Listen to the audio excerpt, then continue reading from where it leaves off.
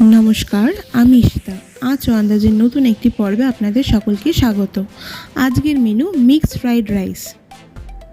এর জন্য আমাদের সবজির মধ্যে লাগবে গাজর, বিনস, ক্যাপসিকাম। আপনারা এতে বেবি কর্ন বা আপনাদের পছন্দ মতো আরও কোনো সবজি অ্যাড করতে পারেন।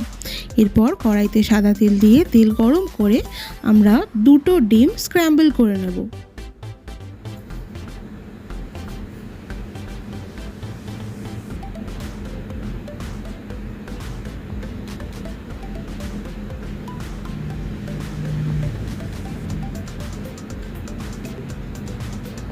এতে আমরা একদমই 1 চিমটে নুন দেব, যাতে ডিমে নুনটা বেশি না লাগে।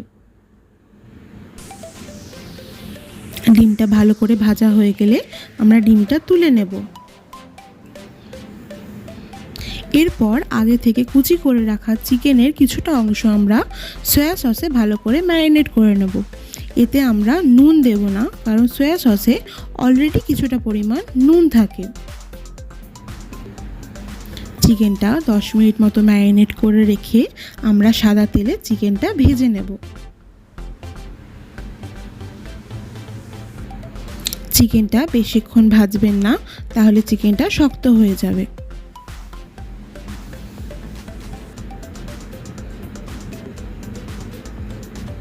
চিকেনটা তুলে নিয়ে আমরা কিছুটা পরিমাণ চিংড়ি মাছ ঠিক একইভাবেই সয়া সসে ম্যারিনেট করে নেব।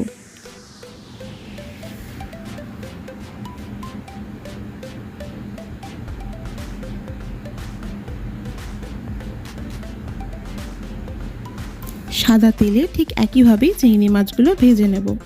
চিংড়ি মাছ ম্যাক্সিমাম 30 থেকে 40 সেকেন্ড ভাজবেন, এর বেশি ভাজার দরকার নেই, তাহলে চিংড়ি মাছটা খুব শক্ত হয়ে যায়।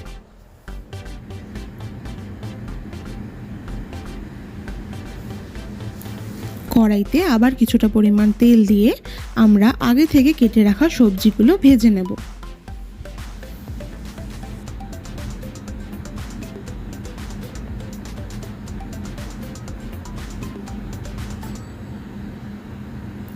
সবজি ভাজার সময় এতে আন্দাজ মতো নুন দিয়ে নেব, যাতে সবজির মধ্যে নুনটা ঢোকে।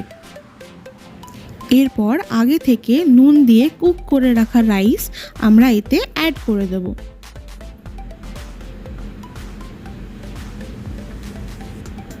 পুরো রাইসটা দিয়ে এতে আন্দাজ মতো চিনি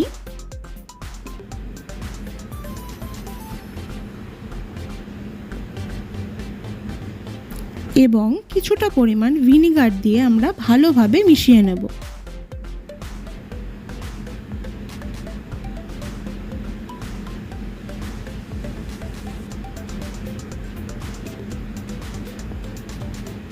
এরপর আগে থেকে ভেজে রাখা এগ, চিকেন অ্যান্ড প্রনগুলো আমরা এতে অ্যাড করে ভালোভাবে মিশিয়ে নেব।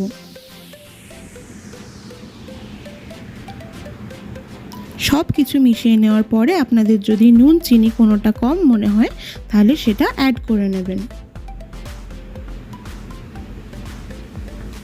তাহলেই তৈরি আমাদের ঝরঝরে মিক্সড ফ্রাইড রাইস।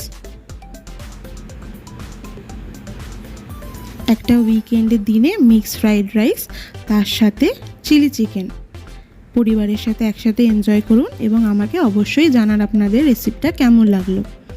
দেখা হবে পরের এপিসোডে।